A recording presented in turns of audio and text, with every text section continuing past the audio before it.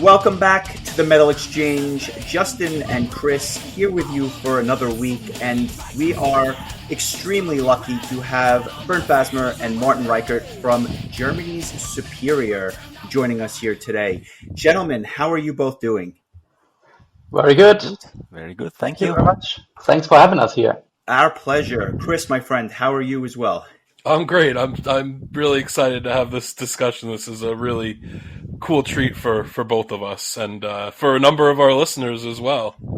We covered your debut album Behind this week on the podcast, so we thought what better way to kind of really go into even greater depth about the music and the songs than talk about two of the members of the band that were on that album, wrote that album, and obviously have vivid memories of that time period. But before we get to Behind, talk to me a little bit about how the band started and really how the band came together, because my understanding is that you had released a few demos prior to Behind's release in the mid-90s.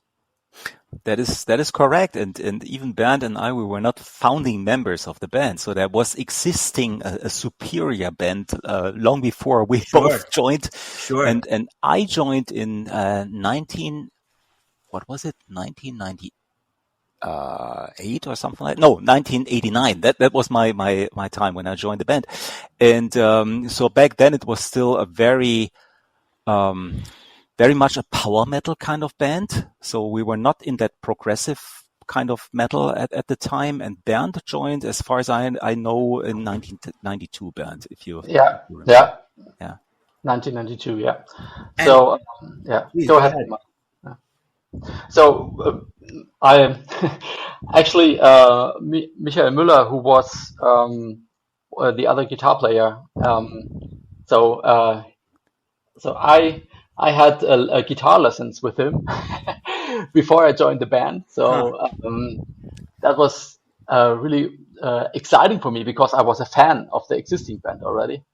So when he called me and asked me to join, and then I was really, really nervous when I came into the rehearsal room for the first time with them. And but it turned out pretty well, I think. So, it was exciting, really. So, and during those early days when you both joined, were you playing more of like a Halloween or Blind Guardian type of power metal, or was it something with still progressive influences sprinkled with that throughout?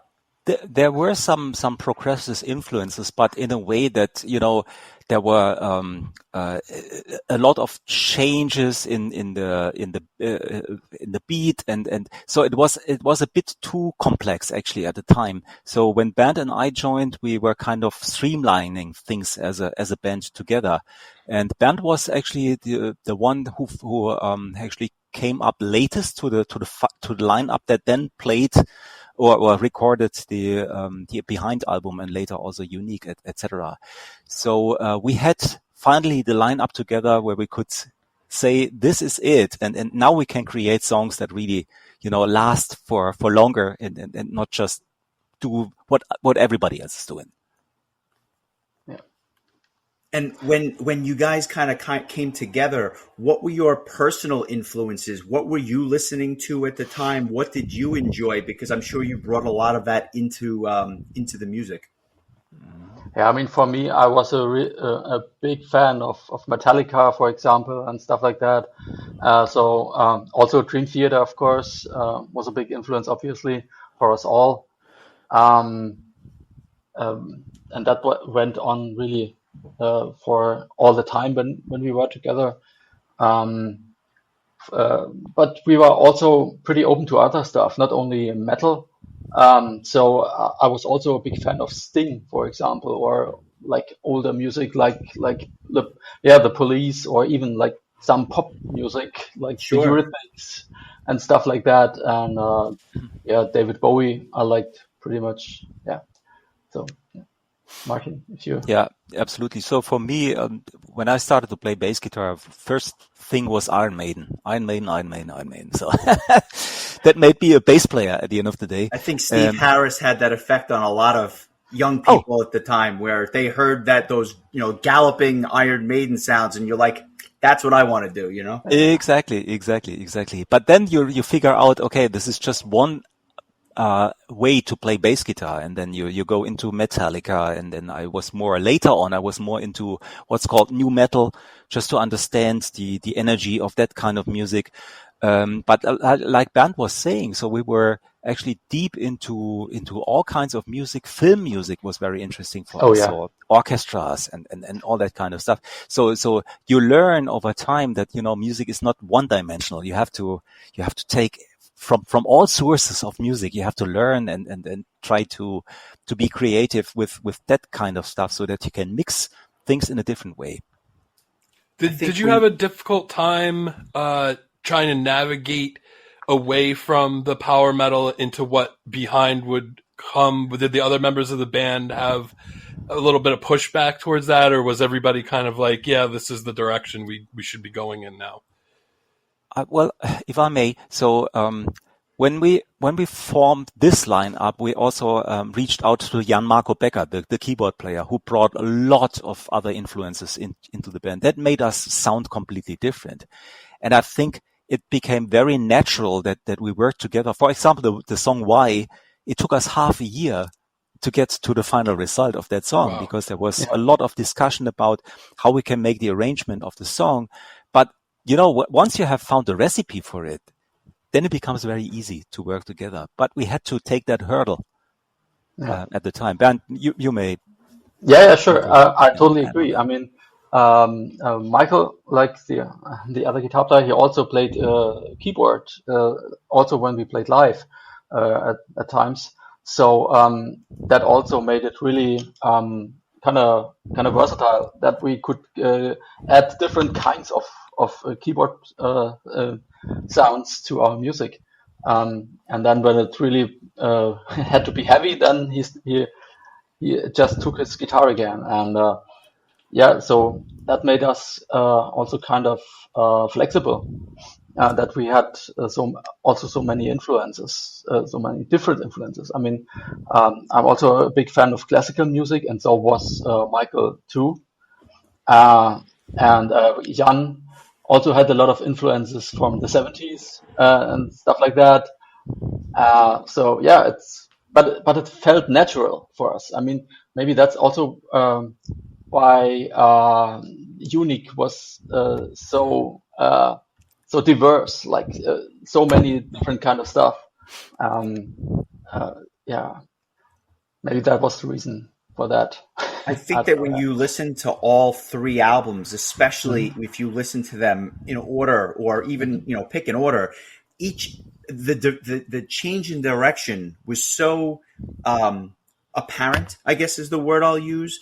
Every time I listen, depending on mood, I'll go to a different album, because I know that each one is going to bring a different energy, a different feel to it. And I think that that's what makes really the band stand out in many ways, because unlike a band like, and I love this band, but unlike a band like Vanden Plas, where everything sounds kind of the same album after album, you guys had a lot more diversity in what you were trying to bring forth. Yeah, I mean, that's on one hand, that's cool because you have a lot of different stuff, but economically, it's not maybe the perfect thing to do, because if you have fans, then they may expect to hear one kind of thing. I mean, you can vary a little bit, you know, but if you're too different from what you've done before, then it could become difficult. And I think that's kind of what also happened with Unique, because a lot of people just didn't expect that. So. It's certainly different. I think, I mean, I mentioned them earlier, but a band like Helloween comes out with this album Chameleon all of a sudden, and people that love that old Helloween stuff just didn't know how to react to it. Right. Exactly. And I think that for fans, and I put that in quotes, but for fans of the band, it can be a little bit jarring if you're expecting Behind Part 2, right? Because Unique was not that. But nonetheless, talk to me about how the writing process for Behind, and how kind of did you just kind of sit in the studio and you know, see what would come out, or was there? I mean, like you said, why it took 6 months. So talk to me about the writing process for the album. Mm. So in Superior, it was mostly Bernd, Michael Müller, and Jan Marco who wrote songs. So they brought their ideas to the rehearsal room, not to the studio. Just we were in a rehearsal room, and there were a couple of songs there where we said, okay, that's fine. Just let's work it out so that we know what the drums are going to be, the bass, So it's very easy. Arrangement was already done. But a song like Why started very wild in the early days. So Jan Marco brought it to the rehearsal room and we said, yeah, has so much edges. We have to massage the whole thing and do an arrangement around it. And we were sometimes ending up at the dead end street and had to turn around and change things all over again. So that was one of the most complex things to arrange in the life of the band. Whereas, like I said, some other things were so easy just because Bernd came with the song and we said, yep, that's it. We just have to play it like that. Yeah. Some things were really quick, and others just took longer. Yeah. But it was really fun working together with the guys, and we met I think 2 times a week. At least. Yeah, at least at the time. And that was I mean the band was almost like family, like a little like a family at the side, and we got along very well, I think, with each other, and we had a good vibe going on in the rehearsal room. So arranging stuff was always sometimes an adventure, like with Why, and sometimes it was just straightforward. Yeah. So for example, let's take Total Void. So that was a song that I brought into the rehearsal room, and then Mike, our singer, just started singing some kind of gibberish to it, like finding a melody, Right. but it was there like that, It just happened. I was going to ask if he wrote his own vocal lines over the top of your music, because one of the highlights for me on the album is just how beautifully he almost uses his voice as an instrument on top of obviously the very accomplished playing of you guys and the lower end section with the drums and whatnot. But his voice is almost like an additional instrument for you guys besides the lovely lyrics. Yeah, on some of the songs, if you bring a song to the rehearsal room, then sometimes you have an idea how the vocal line could be, and then we work together on that. But very often we just jumped around, and he brought in his own ideas. So with the lyrics, that was a little bit different. So when we had the melody, then mostly Jan, Michael Müller, and me were. So we did the lyrics mostly together. I mean, for some of them, also just one person did it. So if I think Total Void also, the lyrics were also from me. I don't remember really. Yeah. But it was just sometimes it was like doing it all together, and sometimes somebody brought it in, and then we just discussed the lyrics also. So maybe another word here, another word there, and so we worked it out together mostly. One of the things we discussed in the previous episode when we were going over the album was just how crisp and how good the production values were, which this album is coming on. It's going to be 30 years old in a few years, and we were just impressed with how good it sounded for an older album. We've heard albums that were, came out in the late 90s, early 2000s that didn't sound as crisp and clear. Was there any sort of conscious effort to really make a strong production? Because I mean, a lot of bands, their first albums are not always like the best sounding thing in the world. Was this self-produced, and if so, talk a little bit about that kind of part of it. Yeah. So here's the thing. So we finally decided that we would have to, take all the money that we have and go to a proper studio. So Bernd, myself, everybody, every team member was taking all the money they had and said, "No, now I'm broke." but this is what I put in to make this thing happening. So we went to a proper studio, which, for example, Fun and Blast were using before, and a couple other bands that we knew, Rocco Sound Studio. And we knew that this guy knows how to create a good sound. So, but that's only half of the story. Then you have to prepare, because you have only 10 days to record the whole thing, because the clock is ticking, as they say. Clock is ticking, exactly. Yeah. So and every minute counts. So everybody had his time to do the recording, and I had, for example, 2 days to record a full album. So we had to be prepared, and I think that's what made, at the end of the day, the whole thing, that everybody knew, I can't fuck this up. I have to go to the studio and be great, right? So, and that's what we did. That's it. That's the whole story. Yeah, I remember I was sitting in the basement of my house at the time, and so I took a vacation from my job for I think 2 or 3 weeks even.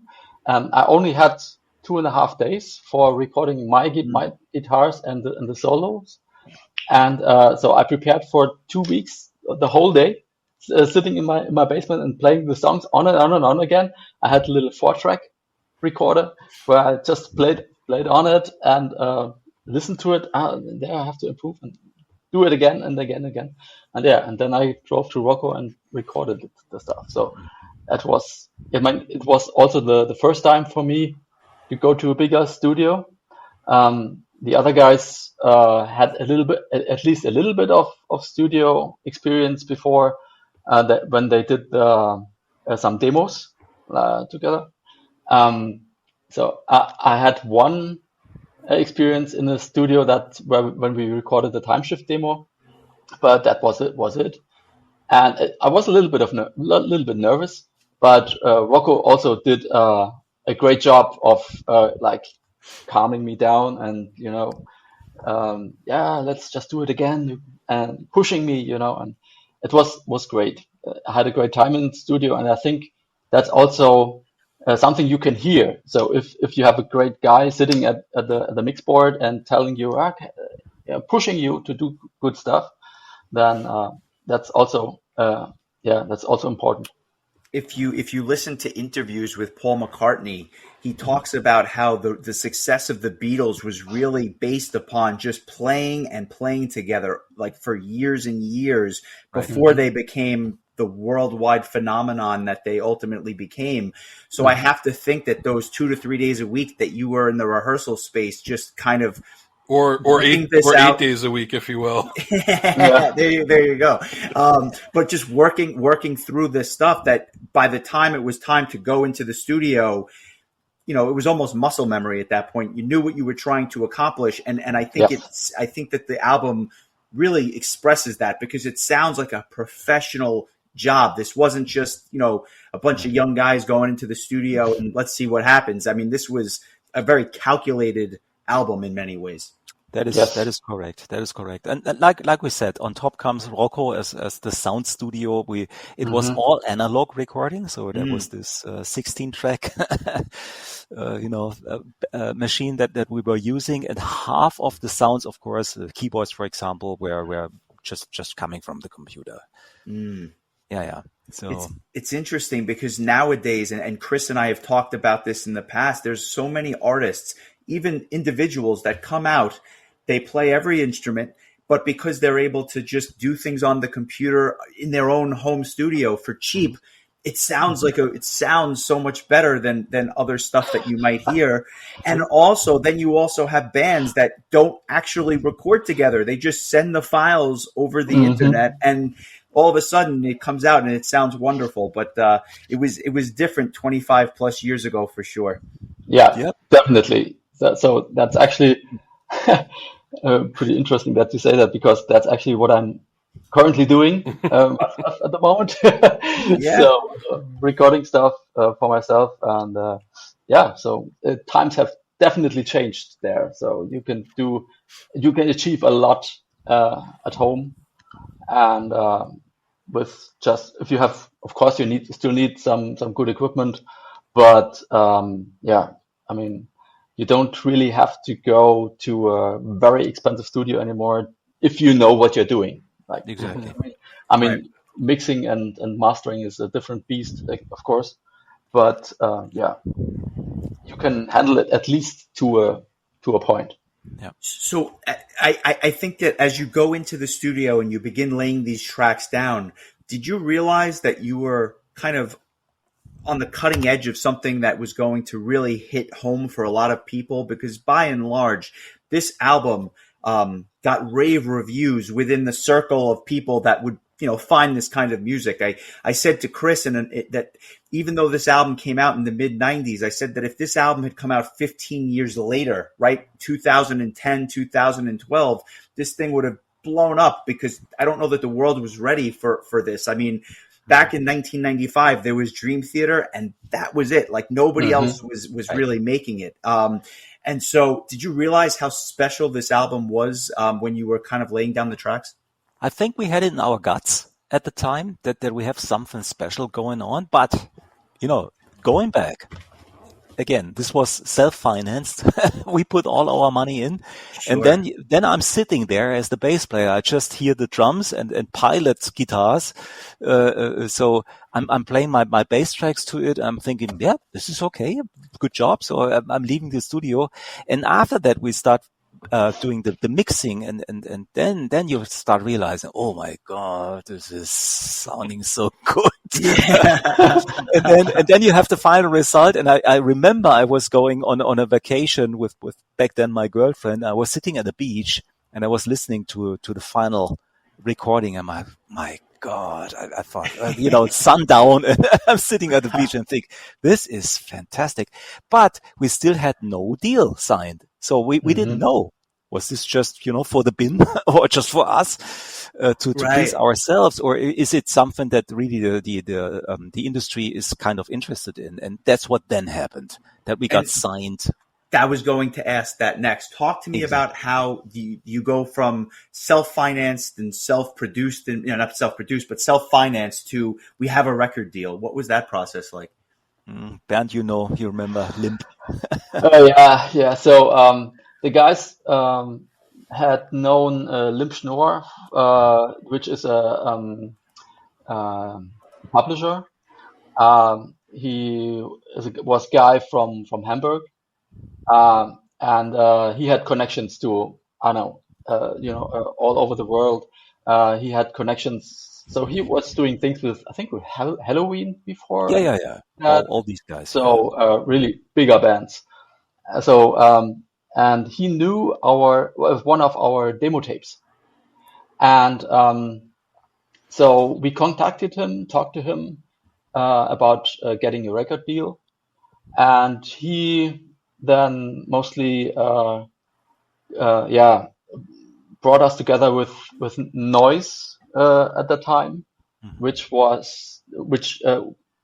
so with whom we got the deal for all of the world except France. France was different. So there was a guy in France, CNR Music at the time.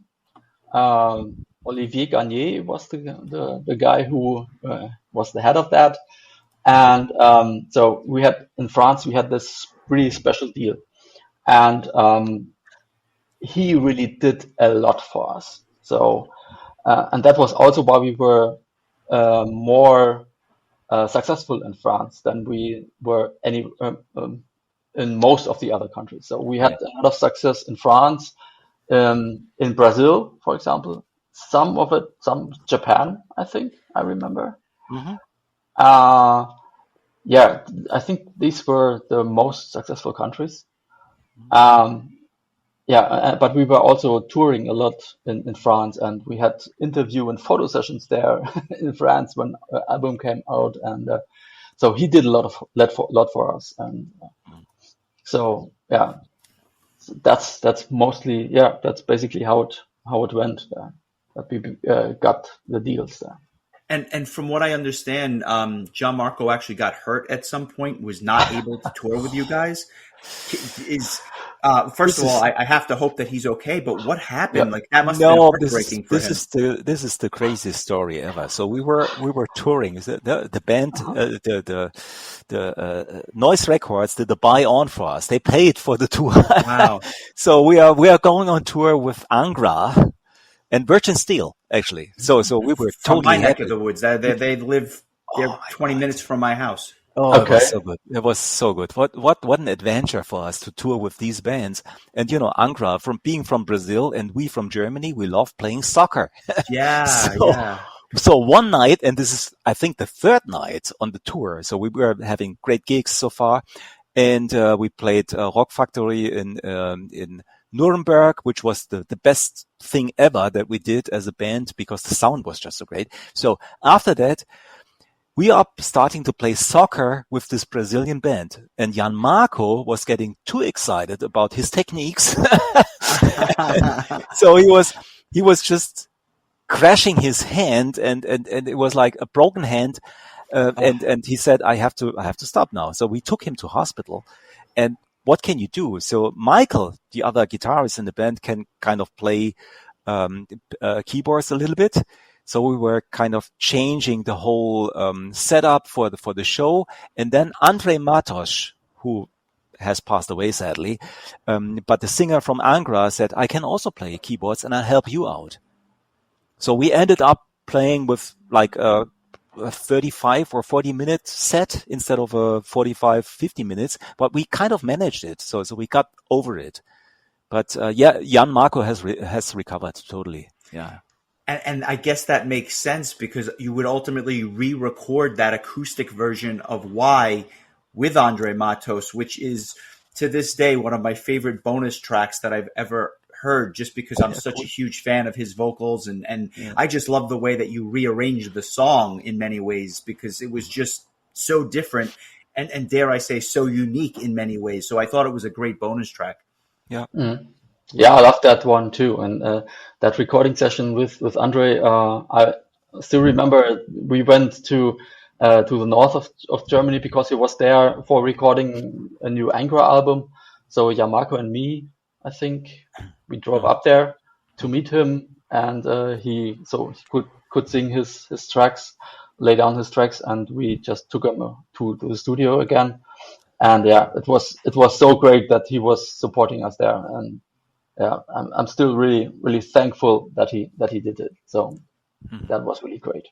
I was telling Justin the story of we were at Prague Power, I don't know, maybe 10 or so, 10 years ago, and we were sitting outside the hotel, and we were talking about Superior, and we were talking about the song Why, and somebody, maybe Justin, had mentioned to me, like, did you ever hear there's a version of the song with Andre Matos? And I was just like, what? So somebody pulls out their phone, goes on to YouTube, pulls it up, and I was just like, wow, like that, like it was like two worlds colliding. I couldn't believe it. I had no idea that there was ever a connection there. I thought it was the coolest thing. So I'm glad you mentioned him because that we were gonna bring that up anyway. Talk to me a little bit about your favorite songs on the album. I mean, obviously, you're probably not listening to it often, but just based on your memories, do you have any songs that really stick out to you that you said to yourself, this is something I'm exceptionally proud of, or that's something that holds up even still today? Really, when I think about to record a song and listen to it later, to the recorded version is one thing. If you play it live, that's the other thing. And when we started the show with, The Truth Ain't Kind, electrifying. Yeah. The moment when the crowd starts screaming after I have played that song, That's it. Chills, right? I can imagine just receiving that energy from the crowd. It's exactly. It has to be a special feeling. Yeah. For me, I mean, why is still really special for me because also it took so long and was I think the favorite song of the fans. I think whenever we played it live, people most freaked out for that song. I mean, it's a little bit weird because it's the most complicated also, but people seem to love it. And for me, maybe also Until the End from the song I think it's a great ballad. Nice one. It's kind of an interesting way for the album to end with, it's you kind of go out and it's like you just have to take a step back because it's like it's a very, very nice way to end the album. I can speak for my. Oh, sorry. Go ahead. I was just gonna say, has your feelings about any of the songs changed over the years? Like, was there a song that maybe you didn't think as much of at the time you recorded it that now that time's passed, it's grown more important or just better to you, or vice versa, the other way? Go ahead, Martin. Not really. It depends on when. In hindsight, of course, you sometimes think, I could have played that bass line a little bit better or different or whatever, but the energy is still there. So really, and then so after 5 years, you think, okay, this is rubbish, and I should have done it. But then you listen to it 10 years after, and you think, no, this is actually really good. So. Things change over time, so no, it is good as it is. Yeah, I think so too. It's just a document of the time, right? That's it. Exactly. That's what I wanted to say. Yeah, it has been laid down at that time, and for that time, it's good as it is. I mean, and as we listen to it, I mean, I've been listening to the album forever, but as we really sat down and went back to it a lot this week, I realized how powerful many of the songs continue to be, and even like kind of like a good wine gets better with age. The songs really do hold up, whereas sometimes we'll listen to something and over time it's like that has gotten a little stale. But we didn't have that experience this week, which I thought was a testament to the strength of the album. Mm-hmm. Wow, interesting. Yeah. So just going to jump ahead a little bit. Obviously, the band would come out with Unique just about 2 years later in 1998. We kind of touched upon that earlier. I think that might be best served a discussion for maybe another time, just because we could go into a whole discussion on that album and that process. But let's fast forward to when you came to the United States for the first time. How did that whole thing come about? Because for you guys, that must have been quite the experience, getting to play the US, where this was a time when foreign bands simply were not playing the United States in 2001. It just wasn't happening. I mean, we had Dream Theater here, we had Metallica. Even at that time, we weren't getting Halloween, let alone a band like Superior or Van den Plas or something like that. Yeah. So I was on a newsletter and in a RRC's channel called the It's a Jam. It was a Dream Theater based stuff, and so the guys from Frog Power just contacted me via email and asked me if we would be willing to play there. So it was and that was really first time when I read this email, I thought, what? How should we do that? And I mean, they paid for our flights, and I think also for 1 or 2 nights for the hotel. Accommodation, all covered. Yeah. And that was it. But that was, of course, okay for us. I mean, if you get a chance to play overseas, I mean, you have to do it, of course. And there were some crazy things happening around that gig, of course. I mean, for example, we had to rent some of the guitars, and one of the guys that I knew from the IRC's channel was a lady who had like an instrument store, right? And she offered us to give us the guitars for the gig, to bring the guitars there. And I was like, yeah, that would be awesome, And because we couldn't just bring everything with us. And and then we were sitting at the airport in Frankfurt, and Michael Müller, he is really afraid of flying, and so we had to drink a little bit, and then we could bring him into the plane. That was really hilarious. I mean, That's funny. But hey, keep in mind this was right after 9/11, right? So Yeah, everybody on exactly. aircraft was kind of Yeah. scared when you saw an Arab somewhere on the aircraft. It was a different time. Photos, like even to this day, I as a New Yorker, as someone who is, I mean, I live and work in New York City. So for me, I those are memories that I will never forget. But even for me, I fly, but I don't look forward to flying just because, it's these things are now ingrained in me as a result of, life experience, right? Yeah, I mean, Michael, our singer, he's a huge guy, and he dyed his hair black before we went there, and he had a leather coat on. I remember that. So they pulled him out of the crowd every time. So we had to go from Frankfurt to the Netherlands, I think, and then we flew from the Netherlands to Atlanta. Yeah, I think so. And every time he pulled him out and checked if he had something with him or whatever. So because he looked so like a bad guy, that was really funny. Yeah, that's great. It was a great journey. Yeah. Like I said, it's one of my.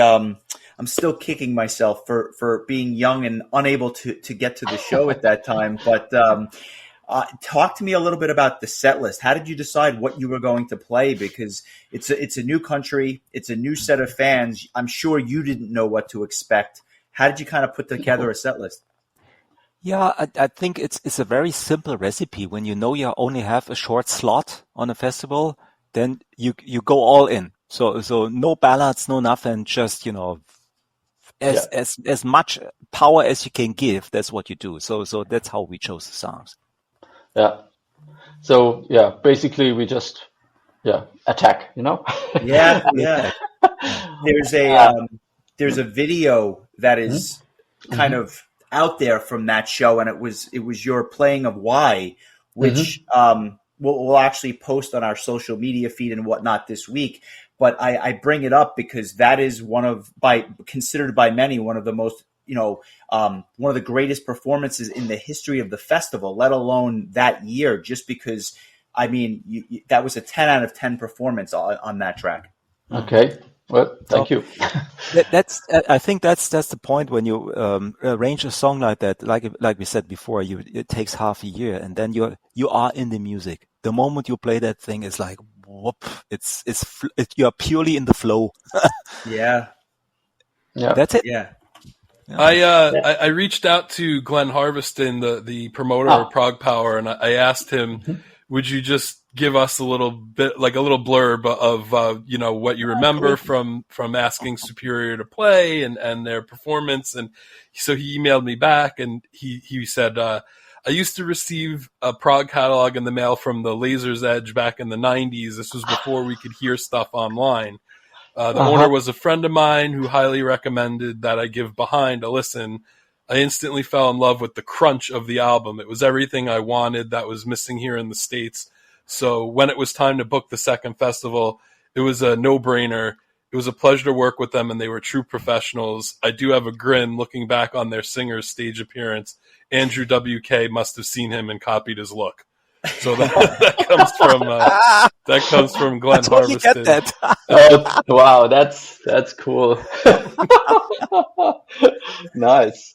Good stuff. I had always, so this is something that has been on my mind since I was a college student, and so that takes us back about 20 years, as much as I hate to admit that being the case. But around that time, the band posted these acoustic tracks on their website from a show, and I still have a handful of them. I kept the ones that were the cover songs. There was Wholehearted by Extreme, I Go to Extremes by Billy Joel.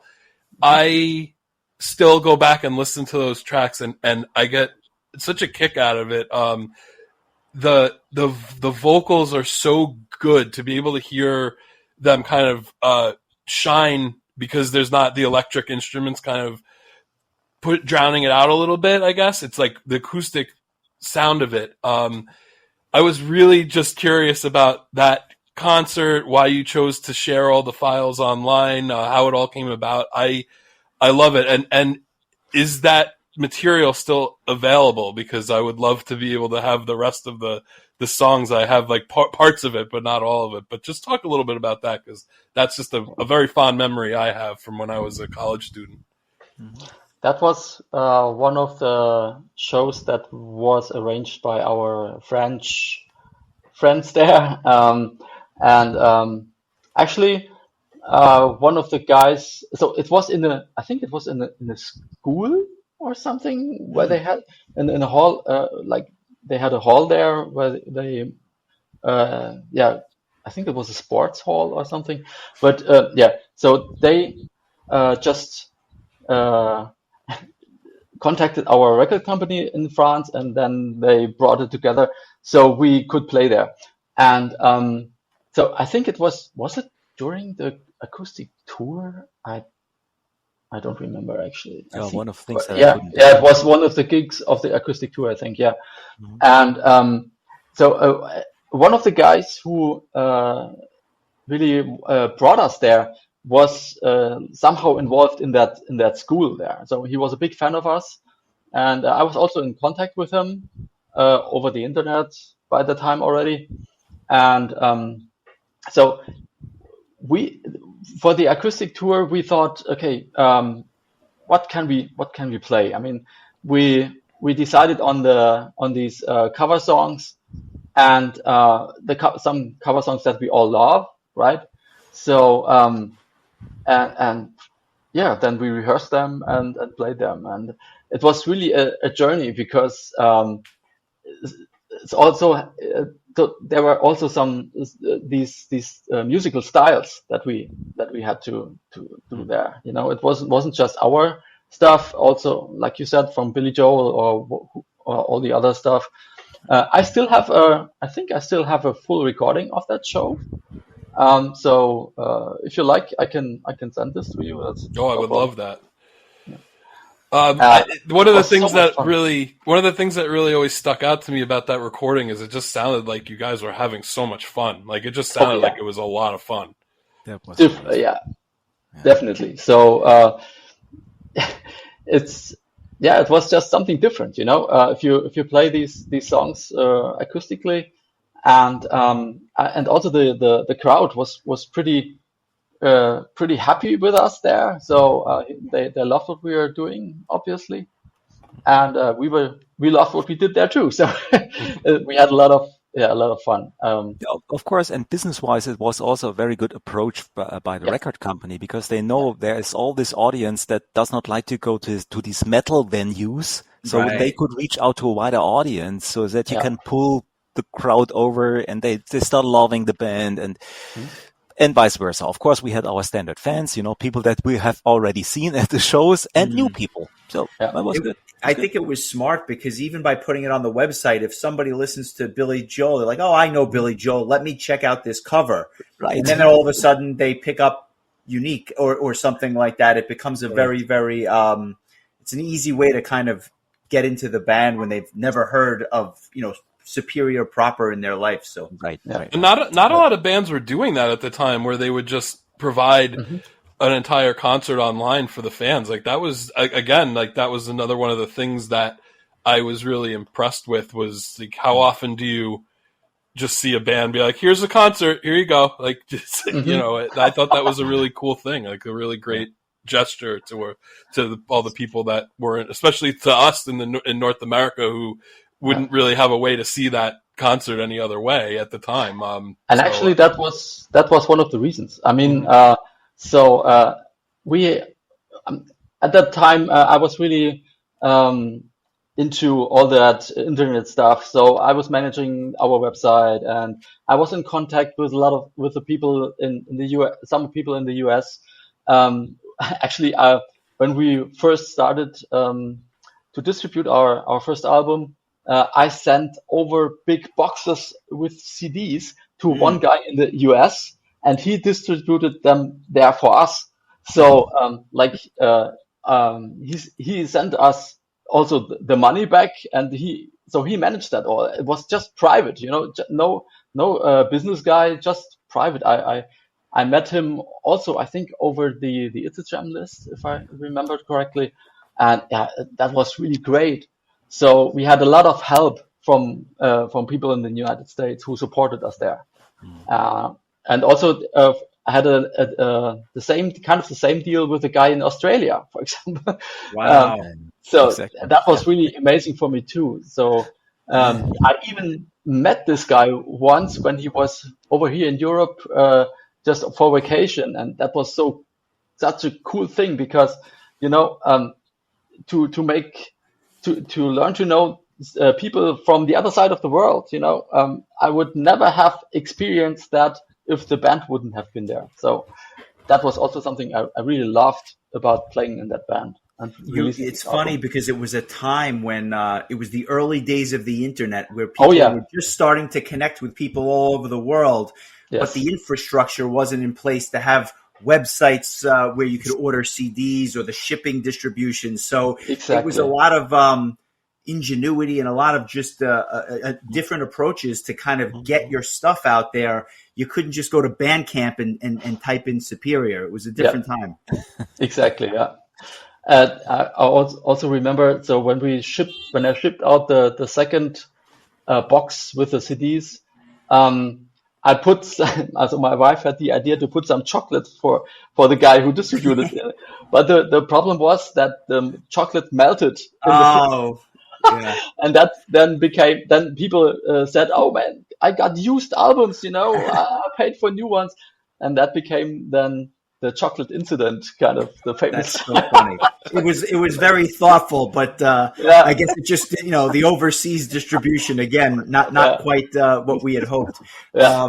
Let me shift gears for a second. Ultima Ratio would obviously come out in 2002. I remember vividly when I picked that album up. I thought it was a very underrated release in many ways, almost back to the roots, but with a little more of a focused approach, I think, on that album. Yes. Again, maybe a story for another day, but my question is this. The live album would come out, Ultima Live in 2004, 2005. And from what I understand, there was a fourth album that had been discussed, possibly even conceptualized. How far did you get with that album? And ultimately, I know it wouldn't see the light of day, but how far along were you with that process? We had not far. Not far. We had our ideas, but it was at the time where, and this is pretty much what Bernd is doing right now, and maybe we were too early thinking about mixing, synthesizer sounds or programmed sounds with our style of music. It didn't really take off back then, Bernd, if I remember correct. Maybe you had a couple of things. You had a couple of things cooking, I remember. I had a couple of songs. Like only demos, recorded here in my little home studio. Michael also had a couple of ideas, but we didn't really we couldn't really make it to come together again to really record the stuff in the studio or something. Understood. And then ultimately, the band obviously kind of stopped activities back around 2007. So it's been about 15 years or more. Why don't you tell the listeners what you've been working on since then and kind of what the future holds for each of you? Because I know a lot of people are interested in the music that you're still creating. Well, Martin and me are playing currently in a band called Red Raven. By incident, we have. I noticed the shirts. I like it. I didn't speak with him about it. No. Yeah, this was planned for the better part of a week, I'm sure. So don't say this was a coincidence. But actually, I will have my last gig with them next Saturday. Yeah. Because I decided to quit the band. Because I moved on to a little bit of different music style. I have recorded now 9 songs for another album for myself. we'll record another one, and then we'll give it to a singer to have the singing on it, and then I will try to mix and master it myself, and I plan to have it out early next year. So this is what I'm currently doing, and I know Martin will stay with the guys of Red Raven, and they are also working on an album. So Martin, maybe you can say Exactly. something about And that. I'm helping Bernd out a little bit with the bass tracks Yeah. on a couple of things that he's doing. Yeah. Yeah. So, and on top of that, it's like then I had this call from a band who needs a sub bass player, and I'm working on that kind of stuff. So I keep myself busy, and as I told you in the intro before we started recording, working in the MI industry keeps me busy at all times with all things music, and I love it. It's the backbone of my life. That's great. I'd be remiss if I didn't ask, and I did have a friend of mine who has called behind a desert island album, one of his favorites of all time, Pat, who Justin and I know quite well. He wanted to know, would there ever be any chance that Superior might reunite one day to play a show, record something, anything like that, or is it a moment in time and it is what it is? That is a very good question. I don't really think that this is going to happen again because I have lost really the contact with most of the guys. Bernd and I, yes, we are still almost weekly or maybe sometimes many times a week in touch, but really with the other guys, at first I would find a way to get in touch with Jan Marco again, who has disappeared, at least in my network. Right. So yeah, I don't really think it's a good memory for all of us. When we get together, it's like, oh my God, you remember what we did back then. But no, you know, it's like we did all of that with a purpose in mind. We did not just want to make an album. We were signed to a label, and we owed them money, so we were sent on tours, etc. So all of a sudden, money is involved, and you have to make money, and you don't want to do that again in that way. It's good as it was. Yeah, I understand. We've had conversations with other musicians, some of whom are, out of bands or bands have broken up. And, sometimes you have that burning desire to get back together. But for many, this was, a moment in time, a period in your life. It was fantastic for what it was. And then we move on. So I can certainly appreciate the sentiment and why you feel that way. But, looking back, obviously as a fan, it was a great moment in time. And obviously this stuff holds up so well that it's great that we have the recordings to always go back to. Yeah, I mean, the fact that we are even talking about it now, even though the albums were recorded, I don't know how many years ago. I mean, that's pretty amazing, I think. So I wouldn't have expected that happening. I mean, I'm in contact every now and then. I get an email from guys talking about our music back then. But yeah, it's still out there, and there are still people who are listening to our music, and that amazes me really. I mean, it's incredible. We are hoping that these 2 episodes will bring more people that maybe missed the boat on Superior. Maybe they'll give it a listen for the first time, and you'll have even new fans in 2023 that Yeah. Justin and I talk a lot about our history of being metal fans, and it just happens to be that this album came out around that time. So for us, it's in that same conversation as the Images and Words and the Keeper of the Seven Keys and all those albums that were really important to us when we first started listening to metal music. So that's just from a personal standpoint for us. That's why we hold it in such high regard. It's just such a part of our history. Wow, that's really an honor for me to be named together with these other bands, because they are all really, I mean, really huge bands, and I think that's really amazing.